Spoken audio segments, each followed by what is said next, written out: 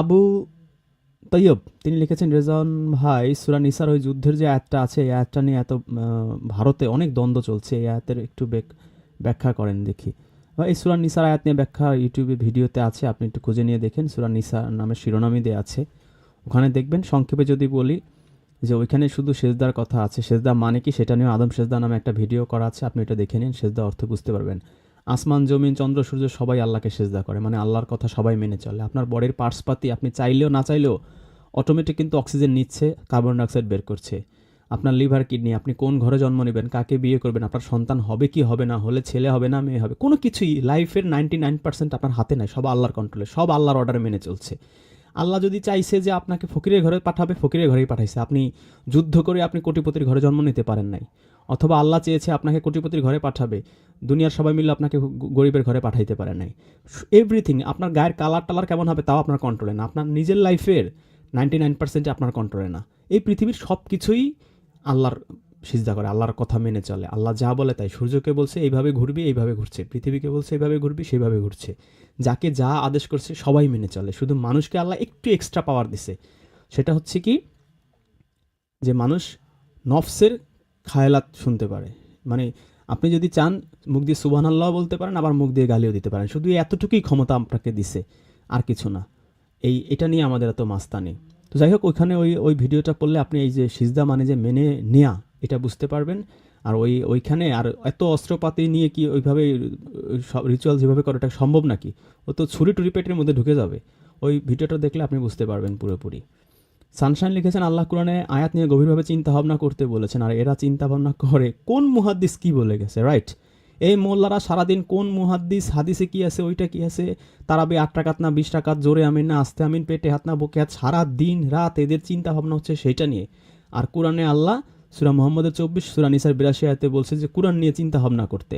সূরা সাদের 29 আয়াতেও একই কথা বলছে যে আমি এই বরকতময় কিতাব নাজিল করেছি যাতে তারা এর আয়াতগুলো নিয়ে গভীরভাবে চিন্তা ভাবনা করে। কিন্তু আমরা বুঝি তো না, চিন্তা ভাবনা করবো কি ঘোড়ার ডিম। তো আল্লাহর অর্ডারের ধারে কাছেও আমরা নাই। এরপরে আলামিন আখন,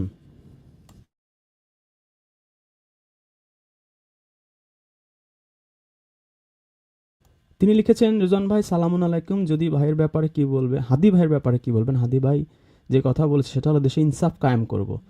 হাদি যেটা করেছে এটা কি ঠিক আছে? তো এই হাদি তো কোরআনের কথা বলছে, কোরআন তো ইনসাফের কথাই বলে। ইসলাম মানেই তো ইনসাফ। সূরা শুরার মধ্যে আছে যে অভিযুক্ত শুধু তাদের বিরুদ্ধে যারা জালিম। হাসরের মাঠে কাঠগড়ায় আপনাকে নেওয়া হবে, তোলা হবে, মানে সবচেয়ে বড় ধরা খাবে যারা জালিম, যারা জুলুম করে। তো অভিযুক্ত শুধু তাদের বিরুদ্ধে যারা জুলুম করে। তা আপনি ভাবেন, অন্য কিছু নয়। এই যে বলে যে ওই নামাজের জন্য ধরা হবে আগে, ওইটার হিসাব নেওয়া হবে আগে, ওইটা না। আল্লাহ বলছে অভিযোগ শুধু তাদের বিরুদ্ধে যারা জুলুম করে।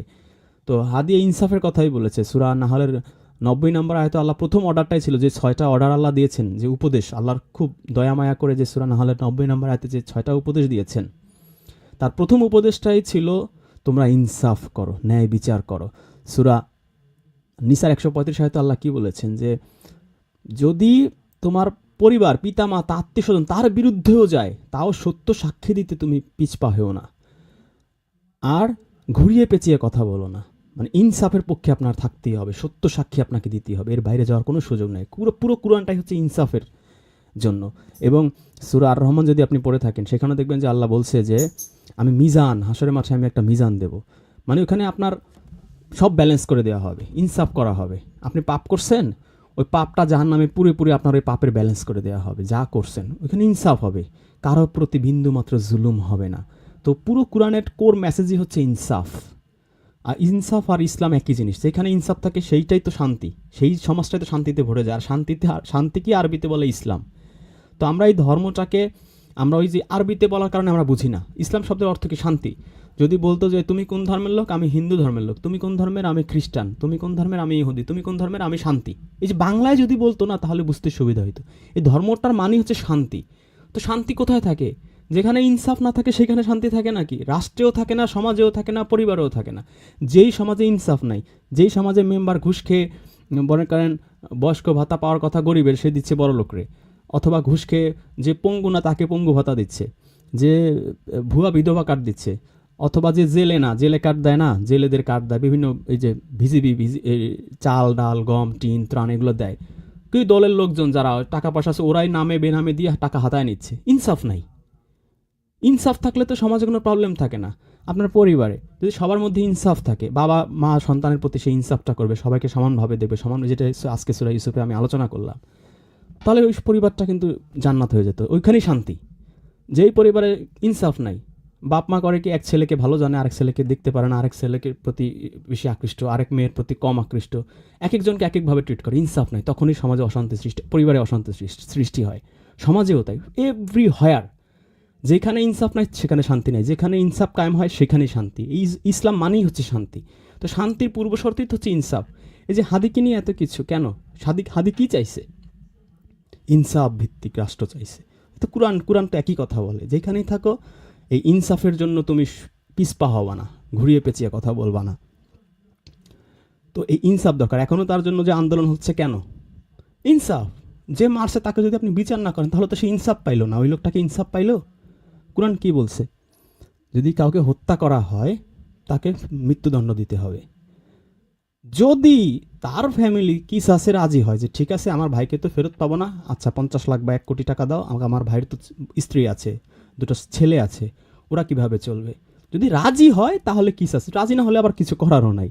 কিন্তু শাস্তি কি? মৃত্যুদণ্ড।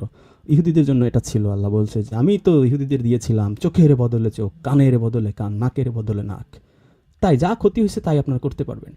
ইভেন আল্লাহ কিন্তু মন্দ কথা পছন্দ করে না। এই যে আমরা আজকে হুমাজা আলোচনা করলাম যে কারণ আমি গীবত করা, কারণ আমি নিন্দা করা, এটা আল্লাহ এটা নিষিদ্ধ, এটা করলে আপনি হুতামা দোজখে জ্বলবেন। কিন্তু আবার সূরা নিসাতে আল্লাহ বলছে যে আল্লাহ মন্দ কথা বলা পছন্দ করে না, তবে যদি কারো প্রতি জুলুম করা হয় তার কথা আলাদা। তার মানে কি? আমার কাছে একজন ঘুষ খাইছে, এখন আমি এটা বললে তো নিন্দা হয়ে গেল না, আমি বলতে পারবো কারণ আমার প্রতি জুলুম করা হয়েছে।